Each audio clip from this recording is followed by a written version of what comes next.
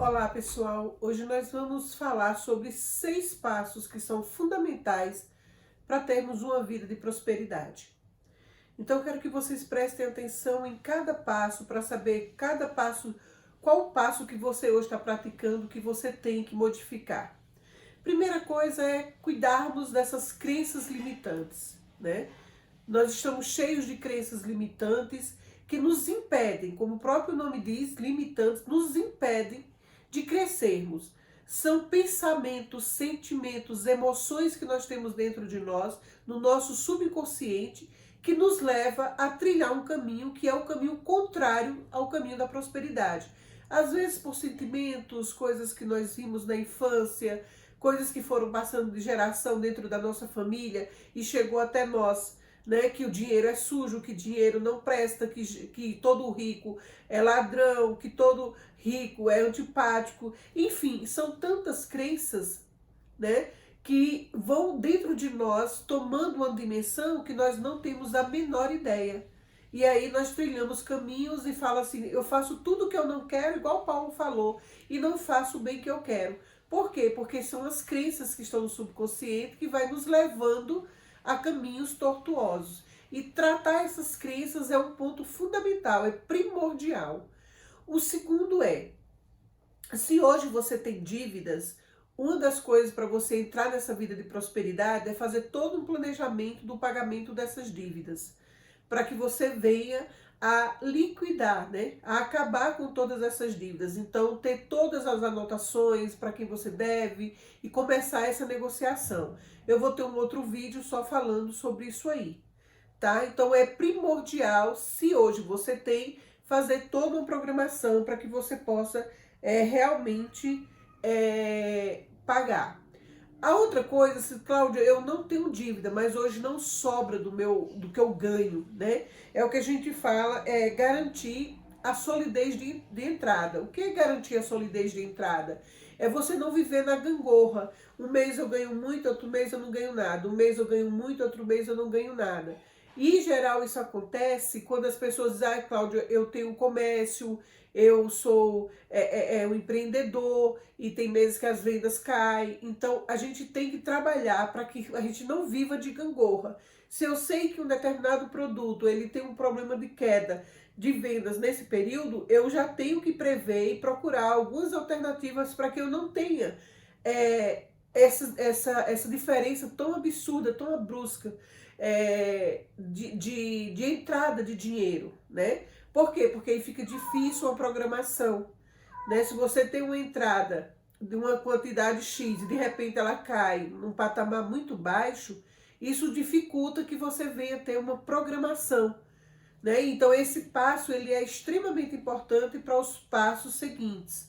Você assegurar, então você tem que ter uma previsibilidade. Então se você já sabe que mês tal e tal é difícil para esse produto, o que é que você vai fazer? Porque lembra que eu falo muito de multifontes de rendas, de você não estar só dependendo de uma única fonte de renda. Então é com essa outra fonte de renda que de repente você já entra para esses meses com essa outra fonte de renda, para que você não tenha uma queda tão significativa na entrada, de forma que você não possa se programar para você fazer as suas programações de forma mais estáveis, né? Outra coisa que você precisa, no quarto passo, você precisa garantir uma sobra todos os meses. Cláudia, mas está faltando. Então, o que eu posso diminuir das minhas despesas? Entende?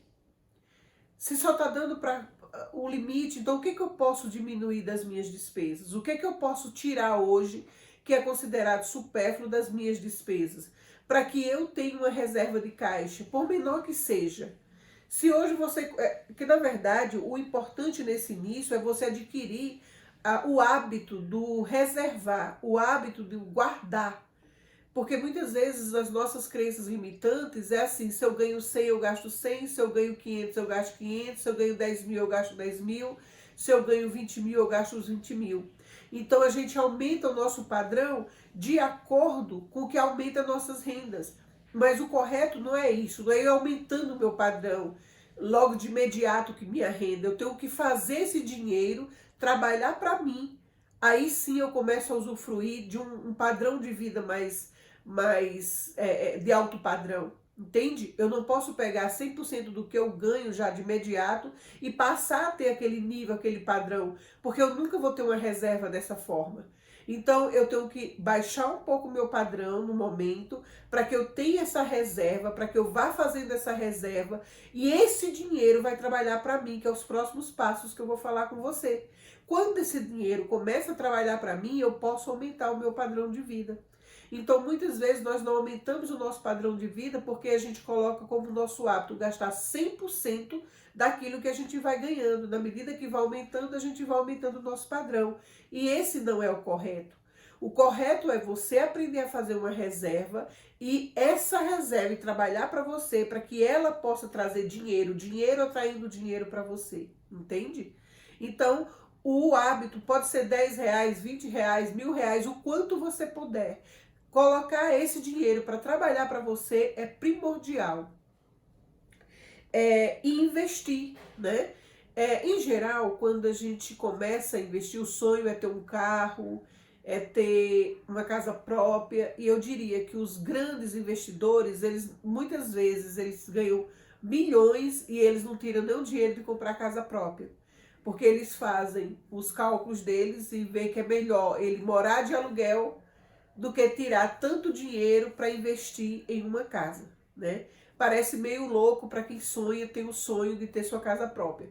Mas grandes investidores muitas vezes fazem isso, né? Depois chega um padrão que tem tanto dinheiro que também eles já compram a casa, mas eles não têm tanto essa preocupação como os pequenos, como as pessoas que estão iniciando, de ter seu carro, de ter. Muitos deles, você tem ideia, alguns quando estão iniciando a vida de investidor, nem carro eles compram. Por quê? Porque eles pensam que tem que pagar IPVA do carro, tem manutenção do carro, tem custo do carro. Então eles não tiram esse dinheiro, eles vão investindo de forma que o dinheiro começa a trabalhar para ele.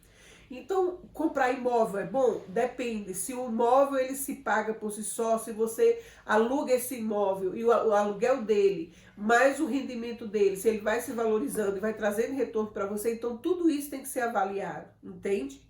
Tudo isso é avaliado. Eu mesmo já fiz a besteira de uma época da minha vida, botar tudo em imóveis. E aí deu um boom de oferta de imóveis e eu tive prejuízo em relação a isso, né? E na época eu não tinha nenhum guru, né, há muitos anos atrás, para um mestre para estar me dando aconselhamento nisso aí. Então, também você tem que ter muito cuidado de não colocar tudo em uma única, um único investimento, porque no caso de imóveis, às vezes você precisa de algum dinheiro rápido e você não consegue vender de forma muito rápida o imóvel se não for perdendo dinheiro muitas vezes. Então você tem que ter vários tipos de investimento. Tem que ter um investimento que você possa, se precisar, ter como tirar ele de imediato, né? E porque o imóvel nem sempre é assim. Então, procurar empresas, hoje tem muitas empresas, né? A XP Investimentos, não estou aqui ganhando nada da XP, mas é uma muito conhecida hoje no mercado. Em geral, os grandes, eles não procuram os próprios bancos, como a RBS, Banco do Brasil, Caixa Econômica, eles não procuram essas diretrizes, em geral eles procuram empresas mesmo de investimento, outras particulares, mas é procurar diversificar no investimento que você está fazendo, não colocar tudo num lugar só, né? Isso é extremamente importante. E aí você garante as suas fontes de rendas passivas, ou seja, você tem que ter outros investimentos. Por exemplo, você tem um imóvel, tem um aluguel, então você além de ter um imóvel, ele gera renda para você. Então você no início tem que ter coisas que geram rendas para você e não que tira. Por isso que muitas vezes as pessoas não compram logo de cara o carro, porque o carro você pode estar investindo, mas ele tem um período que vai depreciar, que ele vai se desgastar e também vai gerar despesa, né? Então muitas vezes esses investidores, você vê esses multimilionários que surgiram muito novos, eles não saíram comprando logo o carro, eles procuravam investir em coisas que iriam gerar uma nova renda para eles. Então é primordial você pensar nisso, tá? Então eu vou encorajar você, não importa se é R$ 10, R$ 5, 100, 200, 300, essa semana eu consegui economizar 100, na outra 1.000, não importa, o importante é você começar. começar a trilhar uma vida de investimento e botar na cabeça que os grandes são grandes porque eles sabem como botar o seu próprio dinheiro para trabalhar a favor deles. E você também, mesmo sendo pequeno, você também pode começar a trilhar esse novo caminho, porque todos começaram do zero, a maioria começaram do zero, né? E, ou seja, seus pais começaram e eles foram trilhando esse caminho da prosperidade, esse caminho realmente do sucesso. Então, hoje a vaidade tem que ser deixada de lado, o ego tem que ser deixado de lado, porque muitas vezes quando a gente pega um dinheiro a mais, às vezes a gente quer comprar as coisas para querer mostrar que tem, querer mostrar algum poder, e isso, na verdade, não vai te ajudar em nada, porque isso não vai trazer mais dinheiro, não vai gerar mais dinheiro para você.